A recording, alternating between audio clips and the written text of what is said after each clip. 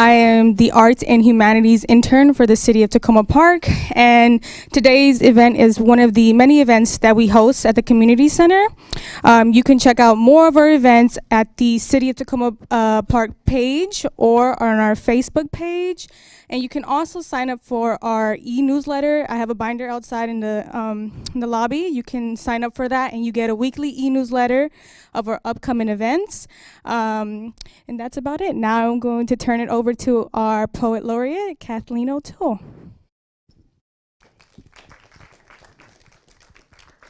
Good evening. Thank you all for coming out on this crisp fall evening.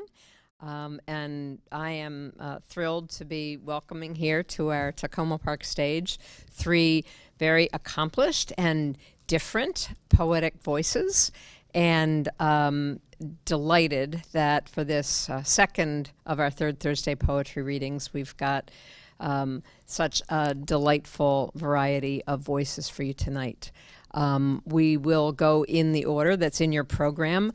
You've got bios there, and I'm not going to insult you by reading them, but I just want to call your attention to the fact that we have among our 3 poets NEA fellows and quite accomplished not only poets, but musicians and editors, and you're going to be hearing, I believe, let's see, Clare is from Baltimore, correct, Clare? And we've got a native New Yorker, Terry, who lives in D.C. now, is that correct? Silver Spring. And then Takoma Parker in Bernard. Do you pronounce it Bernard or Bernard? I'm sorry. Okay. And so each of the poets is going to read for about 15 or 20 minutes.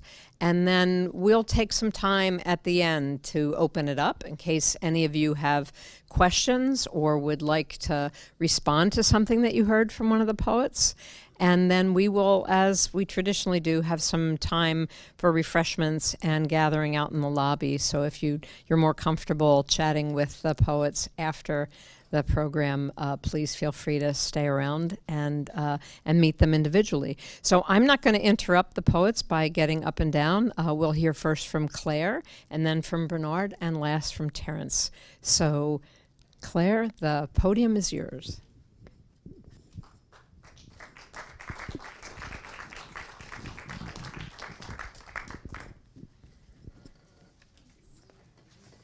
Thank you so much for coming out, and I'm really excited to be here. I haven't been to Takoma Park in a really long time. I went to Maryland for my MFA. It's been a long time since I've been down here, so it's cool. Can you guys hear me? Yes? Okay, good. All right. I'm going to read a few poems, and I don't talk a whole lot in between. They're pretty self-explanatory and a little bit seasonal. So, all right. The first is called "Perfecting the Body in 3 Steps," and it's actually an ekphrastic poem. I wrote it after looking at Renee Magritte's "Delusions of Grandeur," which is in the BMA. She leans in 3 iterations on a pedestal at hip height.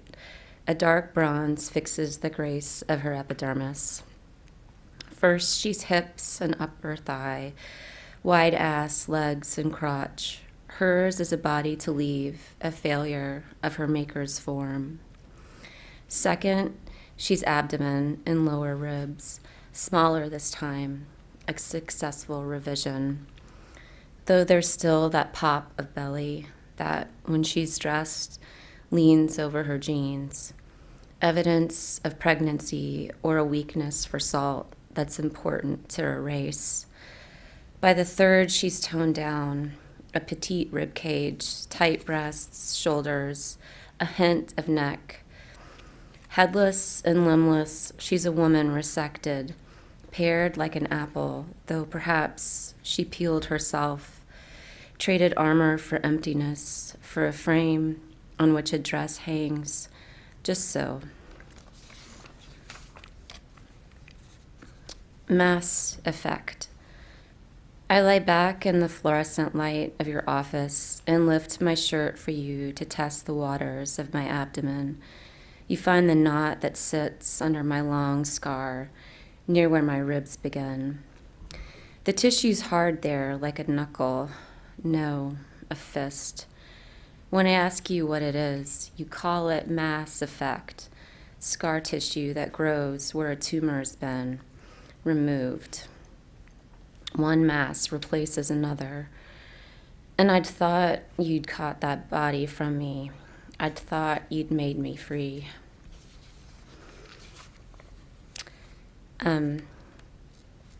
I called this a summer poem, and my husband laughed at me because summer implies happy, and it's not that happy. I'm sorry. I don't mean to deceive you.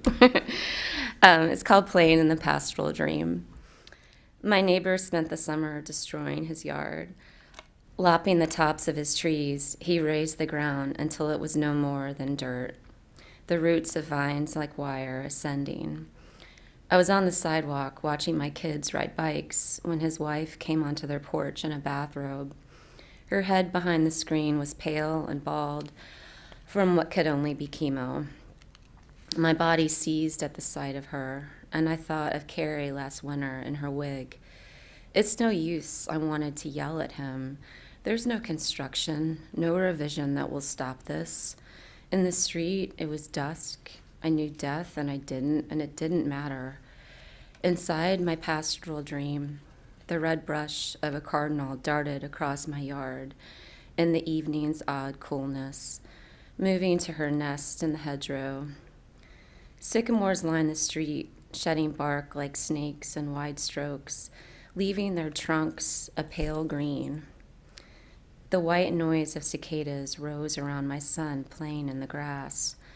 The street was awash in golden light like that of endless spring, and my daughter at the end of the block. She was a deer wandering the trees. She was in and out of sight. This is another sad summer poem. Sorry. Summer in the Fern Garden. It's the end of summer in the fern garden, and every morning starts the same, the rain letting up or pouring again. It's difficult to tell which will happen first, daylight seeping through the canopy, turning the ferns a shade lighter, or the day's first deer disappearing at the clearing's edge. Once the sun is out and the roads are steaming, we listen for rustling in the trees, a doe picking her way through the woods. Each moment, I let myself imagine it's Carrie, just back from a walk. She's the light coming up the steps, leaves flagging the drive, rain that spills from the road to the creek. Island Camp. Our oars dip and drag against the water's countering. At the lake's edge, I see ferns, cardinal flower, and red maples reaching. We peer in. There's darkness, white-tailed deer moving silently as ghosts through the underbrush, close enough to see us, close enough to run. A floating metal shadow, we're trolling clouds of sunfish, snapping turtles, cottonmouths. My children skate their fingers along the surface, whisper in their hoarse voices about islands, mud camps, how to gut fish and build fires. They say their cabin roof will be thatched with thin branches and stars. And though they use capsize correctly, I won't leave them here in the dark as they wish. By the small beach and woods beginning, the lake floor sinks where they walk and turns out schools of minnows. And when they step to the pier, each time they jump, it's a surprise. When they surface in their goggles and life vests, they gasp. They've seen an underworld that's beautiful, unknowable, and they're somehow altered, somehow less my own. This is the last one I'm going to read. It's an Eastern Shore poem for October. Seemed appropriate. In the shallows, slender pondweed bends, catches white, pliant jellyfish, their filmy bodies like scattered lungs. Across the inlet, herons scan the surface for the shadows of fish and crab. The sun has burned off the fog from dawn. When I woke up this morning, I watched the light bring the things of the world into focus. The winter waiting in the leaves, the outline of the pines breaking from the bluing sky. In the house and yard, there was an emptiness, a sense of time hanging. But I know better. The wake disturbs the muddy shallows. The morning touches everything, then turns away. Thank you.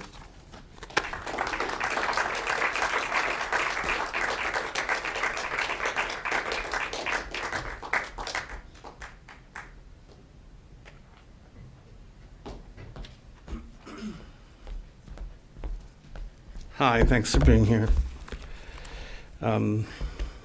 Sometimes this happens that I follow somebody who's very serious and sincere, and the tone is kind of different. And I don't want to erase Claire's poetry from your mind, so I want to give you a second for that, because I'm definitely going to seem like a jester.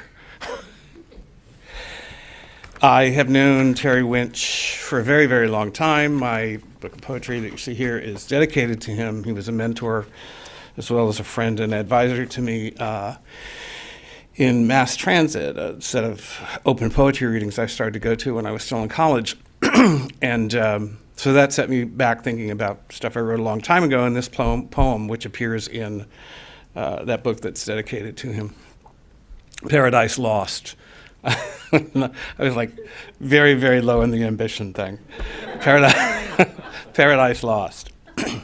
The year turns like a teenager disturbed in sleep, aroused and duller than a rose, as a phrase turns in on itself and fills up with meaning, as the world turns too and keeps turning. We turn. What's called a love of life propels us, an opaque urge to move, though not in any one direction. At the edge of night, we turn back, and the days of our lives turn about us, flooding the sets with a difficult light. We have but one life to live, but it's one that repeats itself constantly. All that it seems we can do is keep moving, hoping within all that turning to turn up another world, one that stands still for a moment, one where a clear guiding light leads on toward some definite end in a straight and simple line.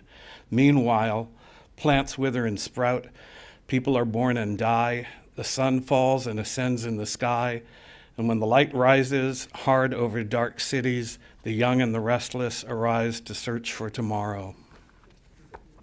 You have to be kind of old to get that one. I've moved from soap operas to daily comic strips in the meantime. This, I believe.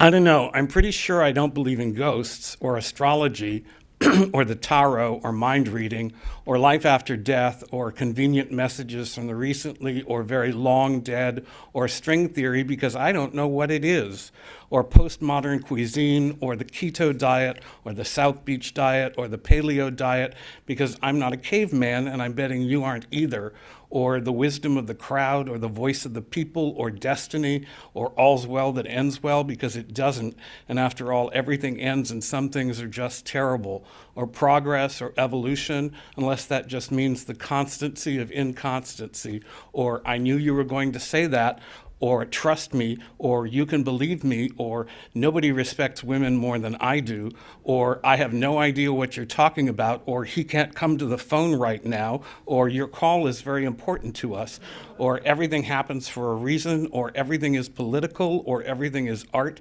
though not everything costs $14 million, or knowledge is power, or economics, or the modern university system, or the Republicans, or the Democrats, but I don't know, I could always be wrong. So I had a request, which doesn't very often happen with poetry readings, so I'm going to honor that request and shift things around so I can read something and be not too self-conscious about how long it takes. Merrill Leffler said that he likes this poem, and I have learned that you should do what Merrill Leffler says you should do. It's called I Stopped Writing Poetry. And it actually is about a period during which I stopped writing poetry, and it's not entirely lies. and it has two epigrams. One is, poetry gives no adequate return in money, is expensive to print by reason of the waste of space occasioned by its form, and nearly always promulgates illusory concepts of life. It's from the Irish writer Flann O'Brien. And from Martial, the Roman satirist, no one is more confident than a bad poet. I stopped writing poetry when I was just starting to get good at it. First, I got good at rhyme, so I cast it away. Then I got good at line and stanza construction, so good I hardly needed to say anything at all. My meanings emerged in the spaces between. So I got rid of that too. Metaphor, metonymy, elusive echoes of my betters. Well, frankly, I was a whiz at all that stuff pretty early on. So I emptied out the file drawers of rhetorical strategy, musical form, continuity, or criticism of tradition, and I just wrote. Finally, I found I was writing prose, like everyone else, but it was prose with a difference. Prose with a rich, totally hidden other life lying behind it, unglimpsed, I think, by the reader. Not like a prostitute who reforms and becomes a nun. I've seen that movie. More like a nun who becomes a prostitute. I stopped writing poetry at 16, seriously. Then again at about 20, but only for 6 months. Once again at 27, then at 32, 35, 40, and 42. I'll keep you posted. I stopped writing poetry when I realized I understood romantic and symbolist poetry, sound sculpture, objective verse, conceptual art, pure language, the confessional and elegiac modes, and still everything I wanted to do in poetry, pretty much everything I wanted anyone at all to do, had been done already and much better by Don Marquis in the Archie and Mehitable poems. I stopped writing poetry when everyone else did, in the early 90s, when television became more interesting than culture. I stopped writing poetry when they came and deactivated my poetry button. I stopped writing poetry when I got married, settled down, this is a while ago, since the laws of the state of Maryland do not allow me to marry the love of my life, though I'm not here to whine about it, and maybe marriage would ruin me, as it seems to have ruined others. But one thing I know, it is certainly nice to have someone to blame for taking it easy and resisting inspiration when it inconveniently insists on arising occasionally, no matter what you do. P.S. Thanks for the dashes, Emily Dickinson. I stopped writing poetry because the last thing I ever wanted was to develop some obnoxious false self masquerading as voice, the way artists, as soon as their style becomes identifiable, are stuck in it and in what it will allow them to think style is a correlative personality or a way to explore transcendent issues that lie beyond mere worldly content. Style is exhaustion, ennui, and fashion and death. I stopped writing poetry when I received the praise of people I admired. It's a terrible thing to receive exactly the attention you want when you are unprepared to admit you might deserve it. Of the many ways in which poets are always going on about how poetry not only receives inspiration from love, but imitates it in form and feeling, this just may be the worst. I stopped writing poetry because I saw what it was doing to people's prose style. Yikes. I stopped writing poetry, well, because I'm white. I don't like being white. It isn't a choice I'd make freely, and to get argumentative about it, I don't think it's entirely fair that I have to be white right now when it's so 10 minutes ago, when if I'd been born 15 years earlier, most racists would have considered me anything but, what with the whole Jew as vermin thing. But okay, I concede the point. I'm culturally white or whatever, damn it. And in case you haven't noticed, this just isn't white people's moment poetry-wise. Don't even get me started on the griot tradition and that stuff. Just look at rap, poetry that communicates exquisitely within its chosen boundaries of class and common interest, and hardly at all outside it, except for those to whom it stands as aspiration to cool, just like Shakespeare and Donne. What have white people contributed to culture recently? Postmodernism? Please. On the not very mean streets where I learned versification, poetry wasn't a mode of expression spontaneously developed from living people's lived experience. It was a regime. Well, that's over now. Get over it. I stopped writing poetry when I just ran out of steam. It's really not a whole lot more complicated than that. I stopped writing poetry when my friends started dying. Some of my friends wrote beautifully about the conditions of their illness and insightfully about mortality and their own impending death. Some wrote angrily about their invisibility and created a literature of testimony in which we learn what it was like to walk in the streets of American cities as a ghost. Some wrote poems to memorialize their lovers or to embarrass right-wing senators or arts funding agencies. But I just counted 67 people I knew and was fond of who've died of AIDS-related illness, and not once have I genuinely felt I could respond to their suffering or death in poetry. Is it poetry? Is it me, the era? I am willing to believe that if Milton and Shelley and Tennyson could do it, it can still mean something. Why should I think their ages made death any more manageable a subject than mine? But whenever I sat down to try, I stopped in despair. Whatever the political advantages of slogans of the time, it wasn't the right words I looked for, but some way to make silence heard in lines of verse, and I never found it. Now even that sounds like a device to me, like special pleading. Fuck it, just fuck it, let someone else do it. I stopped writing poetry, but I still love the stanza. All that other cool stuff, tropes, the caesura, enjambment, I can live without. But the stanza, wow.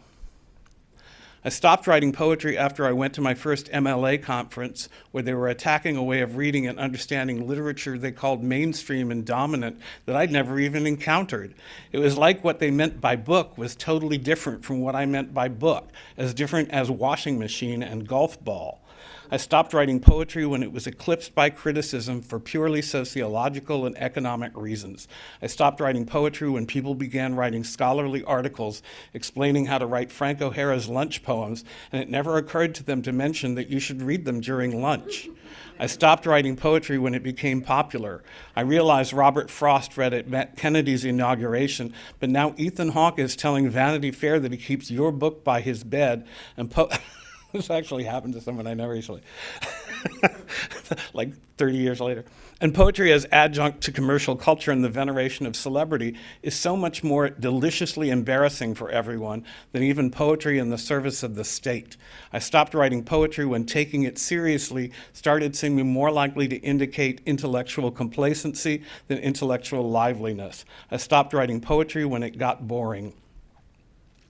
I stopped writing poetry when the internet replaced the telephone, since now that everyone has a phone and takes it everywhere, it's obvious the telephone is over. Ted Berrigan, I thought, destroyed the sonnet by inviting the beloved to just pick up the phone and call him sometime. Thus, no more need to plead and seduce through verse, so the channel changed. It works both ways. Now we are all gay, straight, bi-curious, pleading and seducing in lowercase as only the freest verse used to, hitting reply before the intimacy of communication has time even to register, killing off poetry by creating the first real audience for it in centuries. I stopped writing poetry because I promised to. I read something at the Ear Inn about 1984 in which I encouraged everyone to give up writing as I engaged to, and it went over real big. Afterwards, anytime I ran into any of the poetry crowd, they'd always ask me if I was still not writing. I understood it was a performance piece, and so did they, but I kept getting this gnawing feeling I was abandoning a principle by continuing to write. It was entirely superstition, like actually feeling sick when you call in sick. But I suppose I have been a victim of the terrible conviction that you must mean what you say. I stopped writing poetry when I had dedicated poems to everyone I knew, at least everyone I wanted to impress. I promised to start writing poetry again as soon as I meet some new people. Interesting people, anyway. Interesting people I can't just come out and say things to, anyway.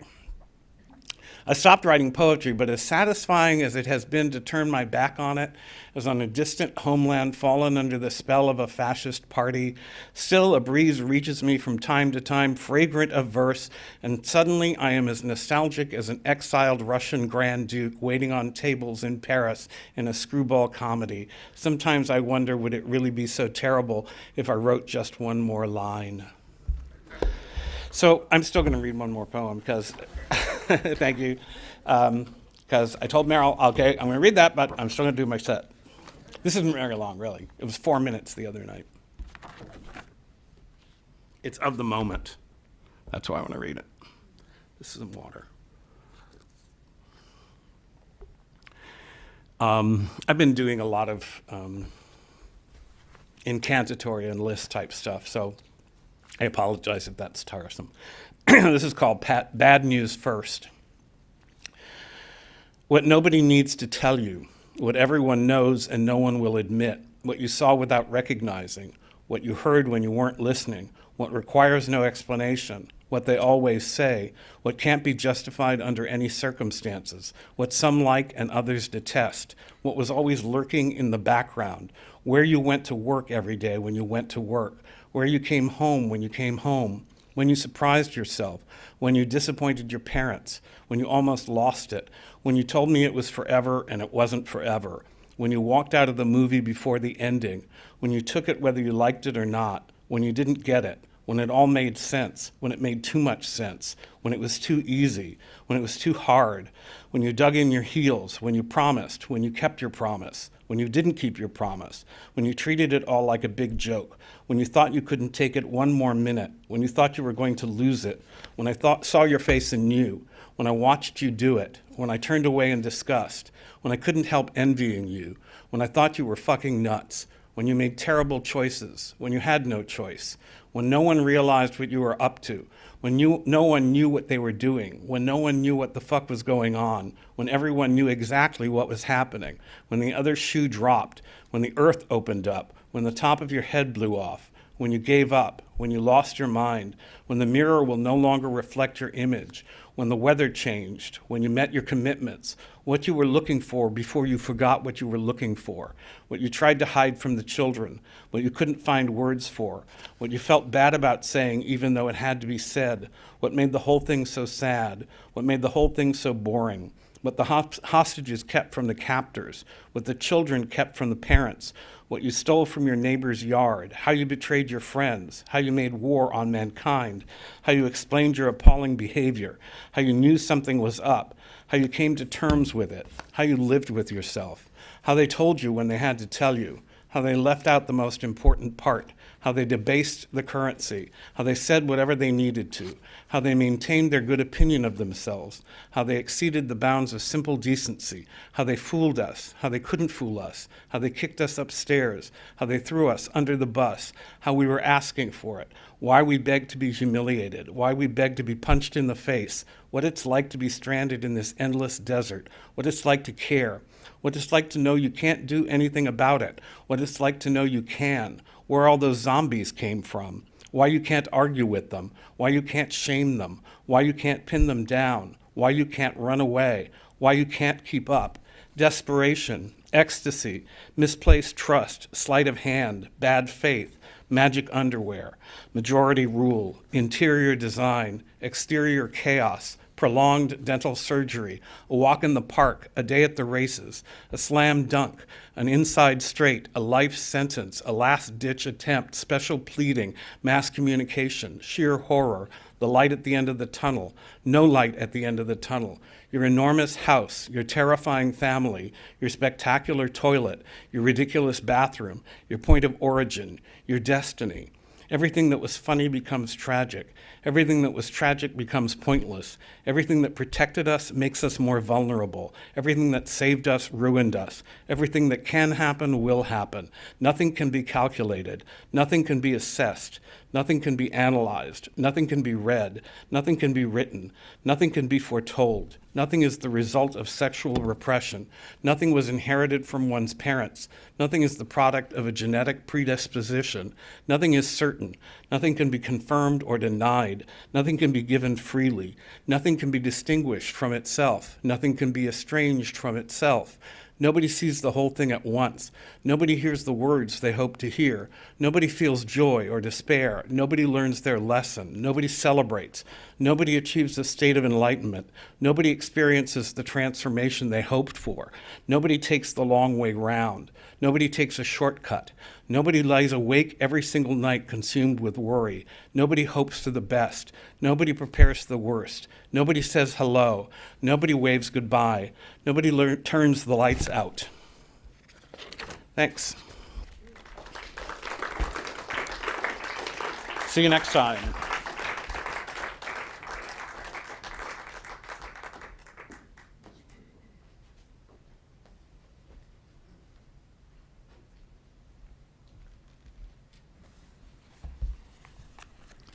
Thank you, Kathleen, for having us here tonight.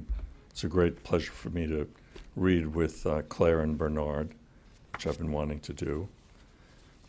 Terrific work by both of you guys. I wanted to start off with 3 short poems by friends of mine who have died in the last couple of years. Starting with a really short one by Ted Greenwald, who was a friend I met in the early 70s through our mutual admiration of each other's work. Ted died in 2016, and he was enormously prolific. I mean, he had published, I have dozens of his books at home, and I know for a fact that he had drawers full of manuscripts when he died. In fact, he published 3 books the year he died, which is pretty amazing. This is not characteristic of his work. It's a very short poem from his book Common Sense in 1978. Off the hook. He is gone now, taking his body with him, when all the time I thought it was the beauty of his mind I loved. Ray De Palma was another old friend of mine who was a much more complicated guy who was fond of burning bridges in his life. And but in the last, I think, 10 or 20 years, or 10 or 15 years of his life, he became a much more congenial human being, and repaired a lot of that damage, I think. His work is very academic in many ways, but he had a lighter side, and one of my favorite little genres that he created is in his book Obedient Laughter, which came out not that long ago, 4 or 5 years ago. And he has a 45-page section of pieces that he calls equivokes. I'm not sure if that's how he pronounced them, but they're 2-line pieces where the second line kind of responds to the first line. So I'm not going to read all 45 pages. I'm just going to read a selection of some of my favorites of Ray's equivokes. When I die, that'll be the day. Junkyard dogs, now living in a penthouse by the reservoir. A white sport coat and a pink potato. Out of Egypt, into the frying pan. Dogs for the dead. Excuse me, you misunderstood. It's dogs for the deaf. But don't get me wrong, I wish they all could be Hallelujah girls. The dead Marx brother, Gruppo. He's a great Irish musician and poet, but how many more times can he get beat up? I'm not sure who he was referring to there. Corruption, demon worship, and sorcery. Further reasons the pump don't work. Writing slowly enough for the ink to flow through the letters. How have you conducted yourself in this life? Because now awaiting you on the other side are 72 vegans.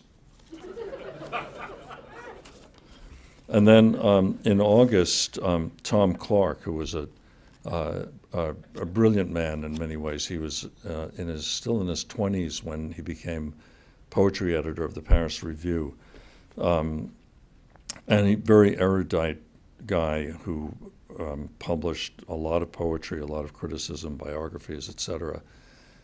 He was hit by a car in Oakland in August. But he had been in pretty bad health. We were not close friends. I mean, we met only once in person in the 70s when Doug Lang invited him to DC to read in the Folio poetry series. But in the last 5 or 10 years, we had a lot of email contact. And he did a daily blog called Beyond the Pale, which was obsessive and impressive. And when he died, I wrote a little piece for the Best American Poetry blog on him.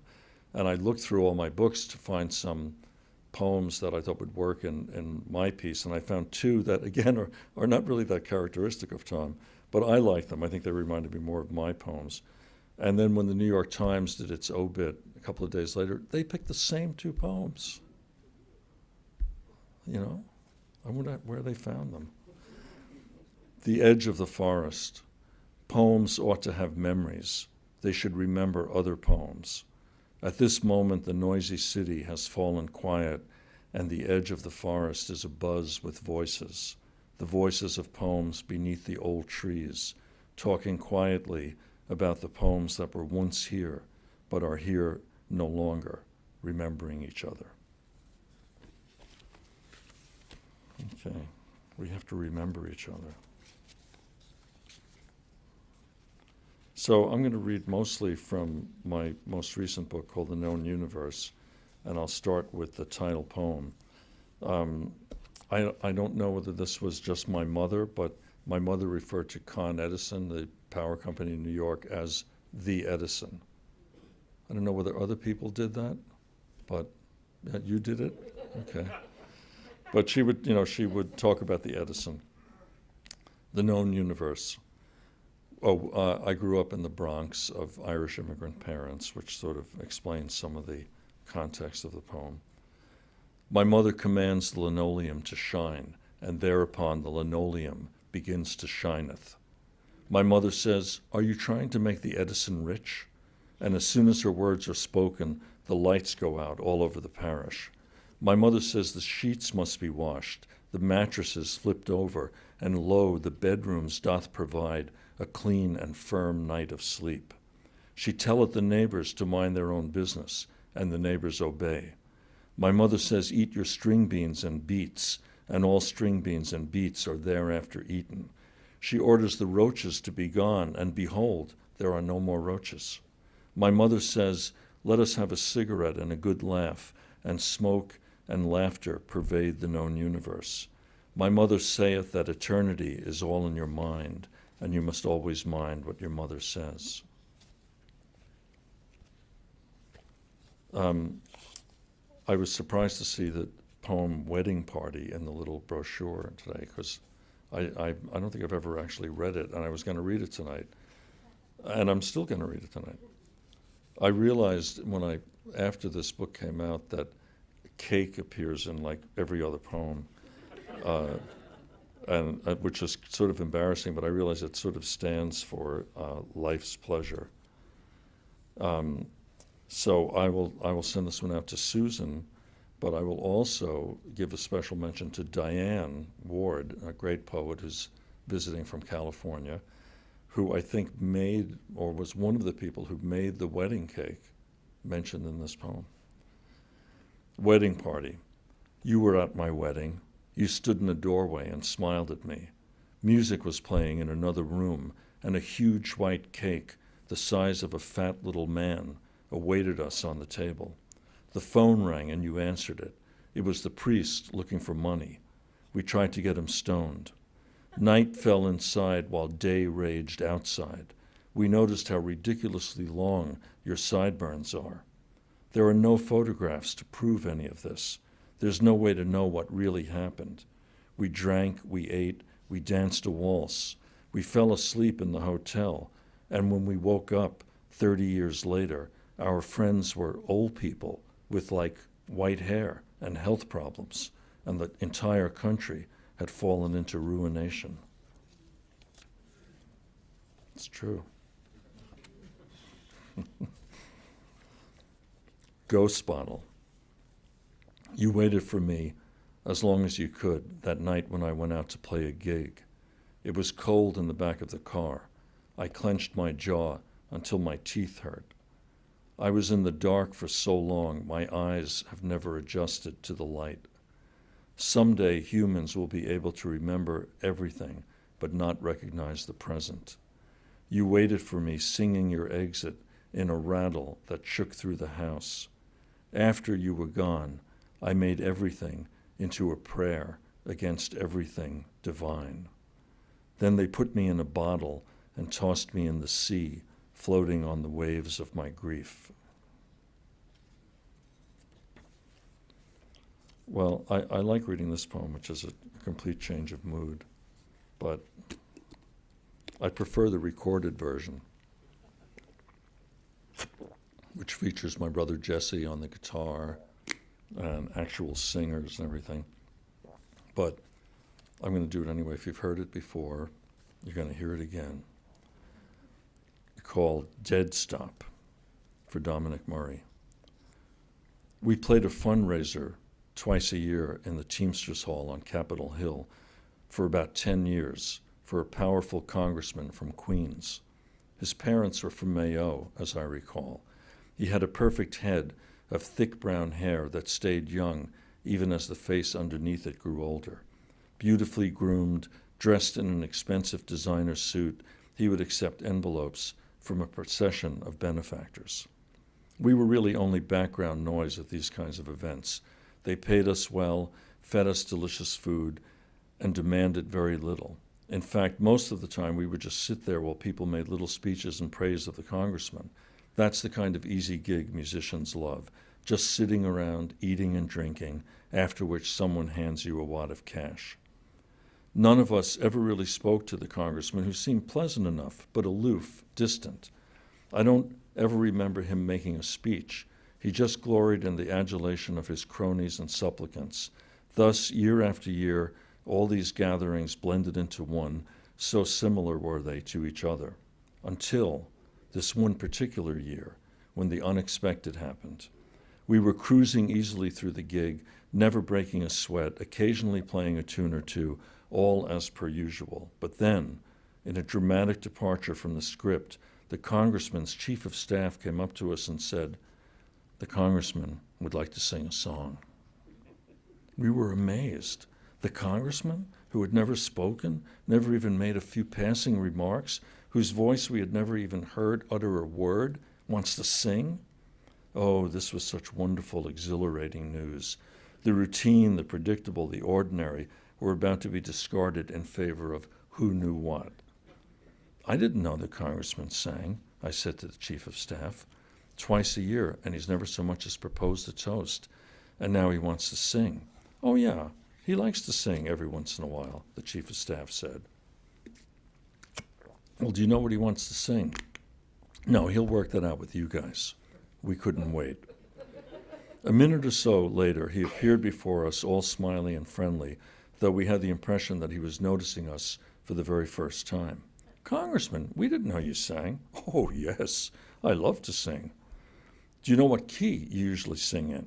He shrugged and smiled patiently at us, suggesting that this was a truly ridiculous question.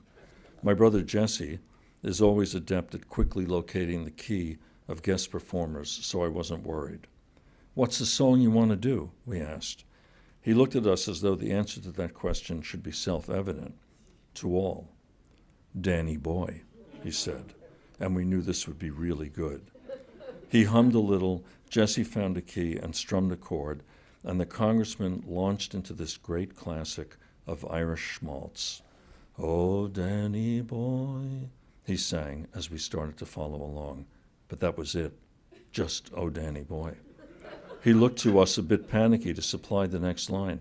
The pipes are calling," I whispered, and he quickly returned to the mic and belted out, the pipes are calling," and then stopped dead again. "From glen to glen and down the mountainside," I prompted, and he echoed into the mic, "From glen to glen and down the mountainside." It was as if we were winding him up, phrase by phrase. I can't even remember if we came up with enough of the words to get through a passable version of the song, to the part where the mother in her grave requests an Ave from her son, and listeners everywhere begin to weep. I'm going to read two or three more recent poems, and then that'll be it. But which ones will they be?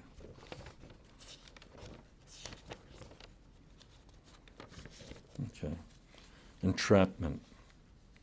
The people in the songs won out. They will not be your baby anymore. You cannot call them sweetheart. You must stop telling them how lovesick you are, how you can't get by without them, how you cry, smoke, walk the floor, how you can't stop loving them. They don't want to hear about your dumb hurt, your feelings about rain and moonlight, how much you miss their kisses, how you want to hold their hand, what you think about their lips and eyes. They're done. Your desperate love has stolen all their fun. Dialogue. It's wonderful the way prayers are always answered. The lost dog found, sickness cured, the dead come back to life, as I am doing in the future in this poem, which isn't even very good. It could be improved, I think, with some dialogue, some feel of real people talking. Like if I were to say to you, I can't imagine life without you, and you were to reply, I can't find my keys. Have you seen my keys anywhere? And then, let's see, one more. This is called Imposter. You were never the person I thought you were. In the morning, you drank a cup of hot tears. On the train in rush hour, you kissed the conductor's hand. In the office, you spent your time counting ants in the break room. The doctor gave you an ancient pill that turned you into a gargoyle. Your pipes are filled with rust, and your body has turned orange. You do not have a first language. All your tongues are foreign. You eat meat and potatoes in a way that frightens other people. When you look in the mirror, your sense of self turns into a red smear. You meet the baby evangelicals and drop them on their heads. You took your time. I took my time. Now there's no time left. Thanks a lot.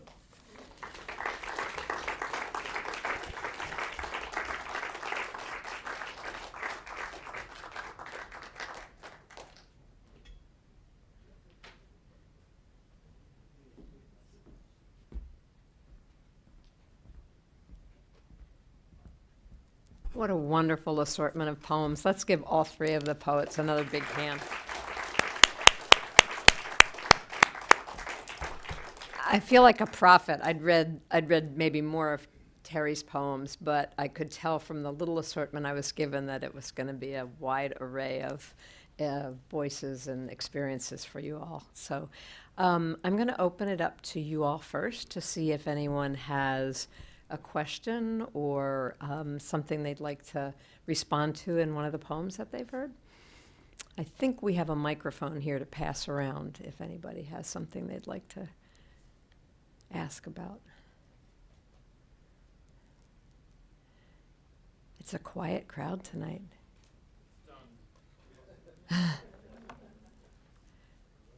I have one little thing that I'm just curious. I think I was feeling tonight, and maybe this is as much to the audience as to the poets. If there's anything that any of you would like to say about either the challenge or the necessity of writing poems in the moment that we're in, because I had this question like, all right, who's going to come out and hear poetry tonight? Who needs poetry tonight? So I have no, it just was on my mind, maybe as you were reading your poem, Bernard, about stopping, not writing poetry. So if anybody wants to cast a word into the wind on that, please be my guest. Yes? I was going to ask a question, but Okay.